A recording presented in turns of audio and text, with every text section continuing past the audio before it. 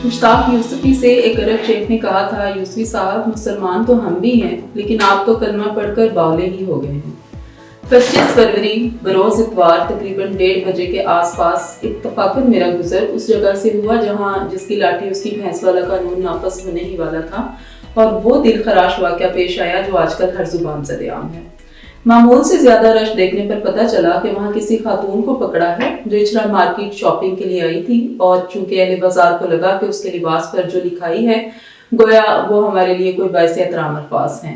पहले मैंने सोचा कि ये मामला खतरे का बाइस बनने वाला है, तो क्यों ना रास्ता चेंज करके जल्दी से घर पहुंचा जाए। लेकिन घर की तरफ वापसी पर थोड़ी दूर जाकर ही मुझे ख्याल आया कि या शायद गैरत ने ये गवारा ना किया कि वो औरत जो बुरी तरह इस जंगल में फंस गई है, हो सकता है बल्कि 90% चांस थे कि वो लाइलमी में इस सारे जंगल में फंस गई है। मैं वापस मुड़ी। इस दौरान बहुत सारे सवाल मेरे जहन में गर्दिश कर रहे थे कि ये औरत शायद उस वक्त अकेली है, लाइलमी में वो इसमें फंस गई है, उसके लिबास पर आखिर लिखा क्या हुआ है, उसने वो कहाँ से खरीदा है, मजीद वो कितना बिकेगा, रिसोर्सेज क्या हैं, और उस औरत के घर वालों को भी उसका पता नहीं होगा जो उस वक्त उस पर बिक रही है, और आगे उसके साथ क्या होगा, वगैरह वगैरह।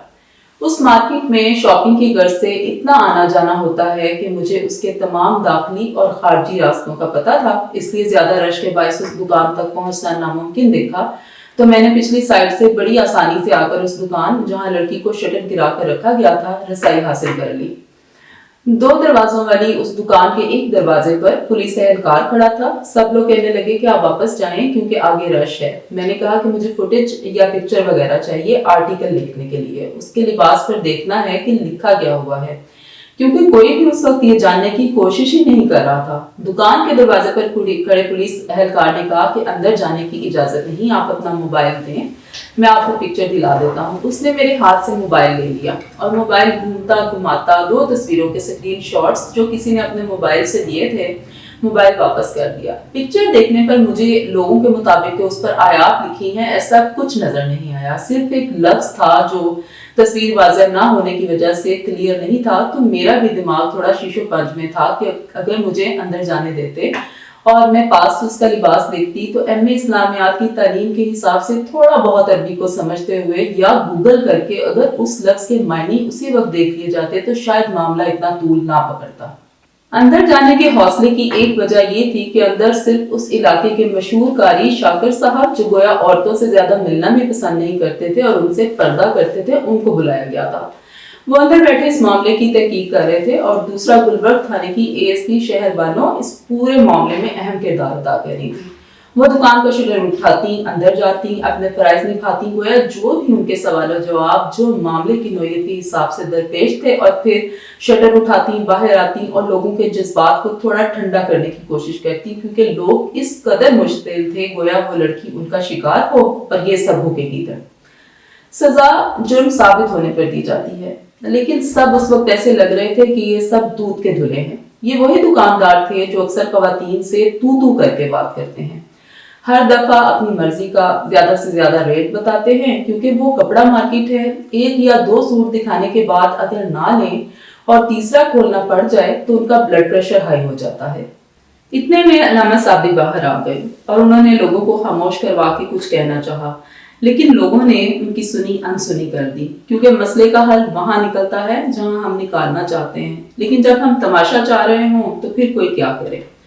ये तो तय था कि ये सब उस लड़की ने लाइलमी में किया, हत्ता कि उसकी शर्ट के अगली साइड पर जो डिजाइन था वो सीधे रूप पर जा रहा था, जबकि बैक साइड पर वो उल्टे रूप पर। जो अल्फाज उसके लिबास पर कुंदा थे उनका मतलब हसीन है। उस लड़की ने माफी भी मांगी और उसके बोलने से लग रहा था कि वो पढ़ी लिखी है। इस पूरे वाक़े से 2 चीजें सामने उभरती हैं। ये लिबास सऊदी अरब का ब्रांड है। सऊदी अरब में तो वॉशरूम के बाहर भी अरबी लिखी होती है। इससे ये सीखें कि हर अरबी का लफ्ज आयत नहीं होती, और यहाँ उस लड़की को कह रहे थे कि खड़ी हो जाओ, बैठोगी तो इन अल्फाज की बेहुरमती है। मैं उस लिबास के बिल्कुल हक में नहीं हूँ जो आजकल उस लड़की के सच्चा होने पर सोशल मीडिया ने उन लिबास की तस्वीरों से भर दिया है। इस वक्त वो लिबास उसकी उस वक्त जान भी ले सकता था। हम लाइला कौम हैं, जरूरी नहीं कि हर फैशन किया जाए, क्योंकि अपने मुआशरे लोगों की सोच का ख्याल रखना और ये देखना क्या पहन के किन लोगों के बीच जा रहे हैं बहुत जरूरी है। जिस चीज में जरा भी शक हो मेरे मुताबिक वो नहीं करनी चाहिए। दूसरा, दीन के मामले में कोई माफी नहीं। अगर वो गलती की मुर्तकिब होती तो यकीनन मेरा रवैया भी कुछ और होता। अब आते हैं वापस उस वाकये की तरफ। अब बात थी उस लड़की को बाहिफाजत निकाल कर थाने ले जाने की, वरना लोग उसे मार देते। एएसपी शहर बानो शटर उठाकर बाहर आई, लड़की को अपने बगल में अच्छी तरह गिरफ्त करके पकड़ा हुआ था और लड़की ने जोर से उनको कमर से पकड़ा हुआ था। साफ जाहिर था कि वो बहुत डरी हुई थी। लड़की को काले रंग का चोगा सा पहनाया हुआ था और सर पर ब्राउन कपड़ा डालकर छुपाया गया था, जैसे दहशतगर्दों और खतरनाक मुजरिमों को ले जाने के लिए डाला जाता है। इस दौरान मुश्तिल लोगों के नारे मार डालो और गालियां बदस्तूर जारी थी। पुलिस गाड़ी को बिल्कुल दुकान के साथ लगाया गया ताकि उसको अंदर बिठाया या धकेल दिया जाए। 5-6 दुकानदार उस पुलिस गाड़ी में साथ बैठकर गए कि कहीं उसे बगैर सजा के छोड़ ना दिया जाए। इस नाखुशगवार सूरत हाल के दौरान अपनी जान खतरे में डालकर खातून शहरी को मुश्तिल हजूम से बाहिफाजत बचा कर ले जाने वाली एएसपी शहर बानो नकवी को पंजाब पुलिस की तरफ से बेमिसाल जुर्रत और बहादुरी का मुजाहरा करने पर कायद-ए-आज़म मेडल से नवाजने के लिए हुकूमत पाकिस्तान को सिफारिशात भिजवाई जा रही हैं। वाकई को गुजरे 1 हफ्ता हो चुका है। देखा देखी हर चैनल एएसपी शहर बानो को मेहमान खसूसी बनाकर पेश कर रहा है। कहीं होस्ट उनकी मजाक सराही में मसरूफ है तो कहीं जुगर काज़म उनका हाथ चूम रही है, जबकि वो उस रोज अपनी ड्यूटी से अंजाम दे रही थी।